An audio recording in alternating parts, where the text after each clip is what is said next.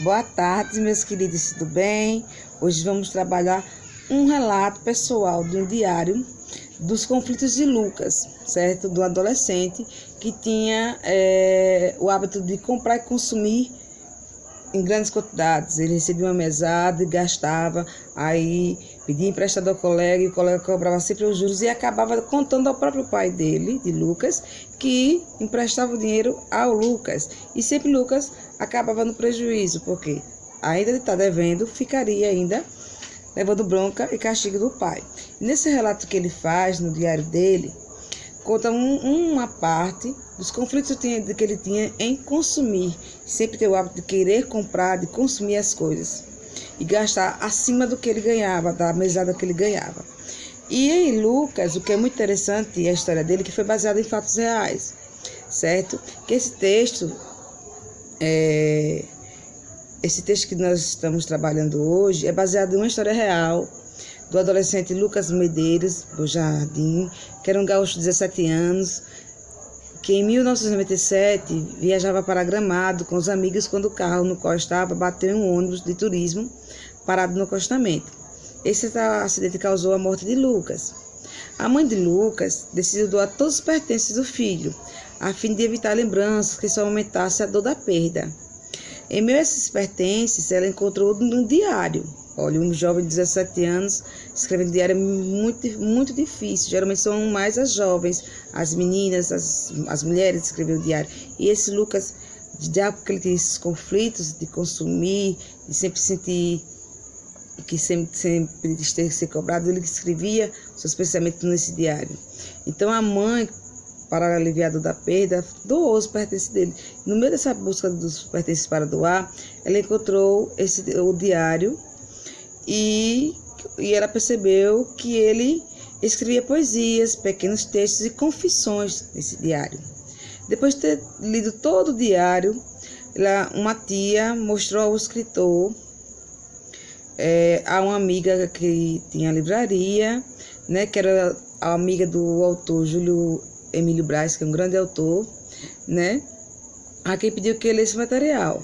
E que começou com um favor para essa amiga, se tornou o livro onde tem os papéis de Lucas, que nada tem de especial, como o autor disse, mas é apenas uma história de um adolescente normal, como qualquer outro, que tem seus sonhos, não é? Com medo do mundo.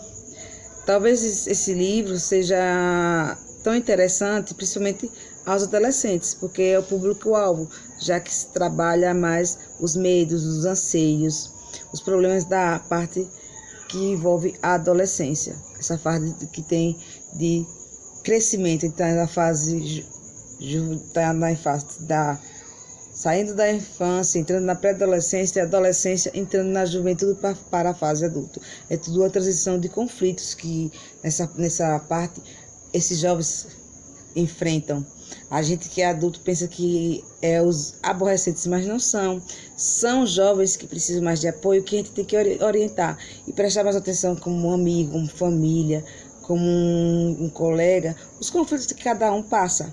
Que todos passamos por conflitos emocionais, psicológicos, físicos. Então, tudo isso a gente tem que desabafar, jogar para fora. E esse Lucas fez isso antes do acidente que causou a sua morte. Ele fazia isso através do seu diário. Então, vamos agora trabalhar a interpretação escrita, ok? Vamos trabalhar essa interpretação desse diário de Lucas, desses conflitos de Lucas. Só pelo título já vê, conflitos de Lucas, as emoções deles, né? O que ele enfrentava com esses conflitos emocionais. Aí tem na primeira questão, tem interpretação escrita na página 13 do módulo 4, certo? Tem assim, no início do diário, Lucas afirma que embora ele e seu irmão recebam o mesmo valor da mesada, a dele sempre acaba antes. Por que isso ocorre?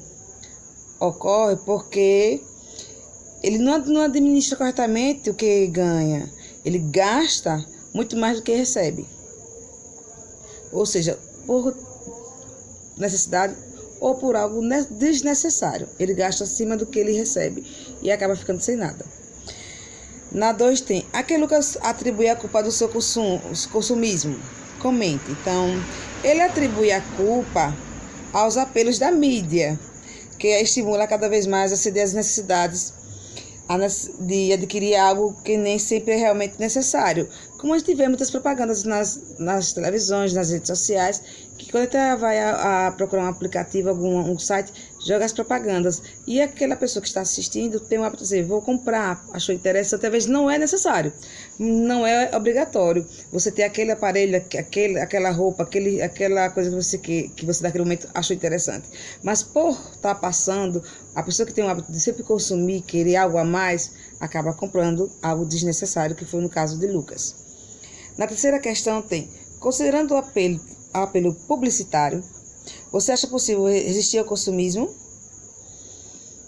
É um pouco difícil a gente não aceitar o hábito de consumir. Nós gostamos de consumir um celular novo, um computador melhor, roupas mais estilosas, até o estilo de corte de cabelo a gente quer estar mais moderno, sempre evoluindo. Então, o consumismo é meio difícil de ser trabalhado, tanto para jovens, para crianças, para adultos, porque o hábito de consumir, de gastar, é muito fácil. O que é difícil é o quê? É conservar o dinheiro para uma necessidade maior. Vamos para a página 14 do módulo de vocês, que tem na quarta questão. Ao final do relato, Lucas expõe sua opinião sobre a mesada e consumo. O que ele concluiu? Lucas concluiu que ser dependente da mesada dada pelo pai não é bom. Por isso ele revela o desejo de ter seu próprio dinheiro conquistado com seu emprego, que ele conciliava com a escola. Na quinta questão tem, qual a sua opinião sobre o fato do pai de Lucas não o deixar trabalhar? Que contribuições pode fazer para Lucas? O pai não queria que ele trabalhasse para dedicar mais tempo aos estudos. Quando a pessoa para de estudar e se dedica mais ao trabalho, o estudo fica de lado. Então, quando você tem mais de uma obrigação, além de estudar, trabalhar, seu tempo para o estudo vai se resumir, você vai estar cansado. Então, o pai de Lucas tinha esse receio dele ter mais tempo para o trabalho e não ter tempo para os estudos, para ter uma formação escolar adequada. Na sexta questão tem, a respeito do narrador dessa página de diário, responde as questões a seguir. Letra A.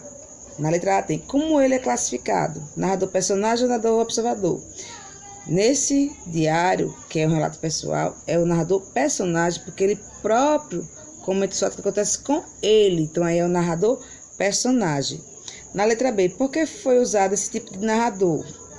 Porque, meninos, o autor do diário relata sobre próprias experiências. Sempre quando é um diário, você vai escrever nele suas próprias experiências, seus próprios pensamentos. Na sétima questão tem, a respeito do tipo de registro empregado nessa página do diário, responda as questões a seguir. Letra A, o registro é formal ou informal? O registro é informal. Como é um diário, é informal, certo? É um registro informal. Na letra B tem, o registro usado é coerente com a situação comunicativa apresentada? Explique. Sim, pois o diário estudado confira uma situação íntima em que o narrador dirige a si próprio, tendo por isso mais liberdade de escolha quanto ao registro. Por isso ele expressa expressões mais descontraídas, como me leva, no bico, trocando na mesada, cala a boca, saco cheio, bronca, palavras do dia a dia da juventude, certo? Na oitava questão tem, o relato de Lucas apresenta os fatos de forma linear ou é registrado livremente? Explique. Aí vocês vão colocar assim, é registrado livremente, pois o narrador apresenta os fatos de acordo com aquilo do que ele se lembra. Na página 15 do módulo de vocês, tem, esse diário é destinado principalmente a qual público? Vocês vão botar, é destinado principalmente a leitores jovens e adolescentes, que se interessam pela temática abordada no texto. Na 10, vamos marcar presente indicativo, segundo quadro, não tem presente indicativo. Na 11 tem, os diários geralmente apresentam palavras que se fazem referência a quem escreve o texto. Na letra A tem, quais palavras com essas características aparecem no diário lido? Vocês vão colocar meu, me, eu. Na letra B tem, o que o emprego dessas palavras mostra sobre a postura do autor? Aí vocês vão colocar na letra B da 11. mostra uma subjetividade ao tratar dos assuntos. Na 12, nós temos dois fragmentos, fragmento A e fragmento B.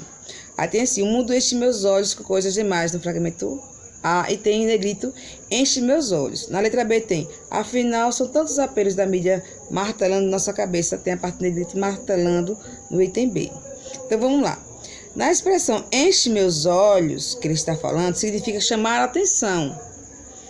A expressão martelando significa trazendo insistência, uma ideia, um pensamento que vem à cabeça, ok? Ficamos por aqui, certo, gente? Falando sobre esse diário íntimo, o diário literário, sobre o autor, sobre a vida um pouco de Lucas, do acidente de Lucas, e trabalhando também o ato de quê? De consumir, né? Desnecessariamente. Então, meninas, ficamos por aqui. Até a próxima. Beijos, se cuidem, saúde para todos. E vamos torcer que tudo volte à normalidade. É a nossa esperança, é a esperança de todos. Com fé em Deus, tudo vai dar certo. Beijos, meus jovens, e até a próxima.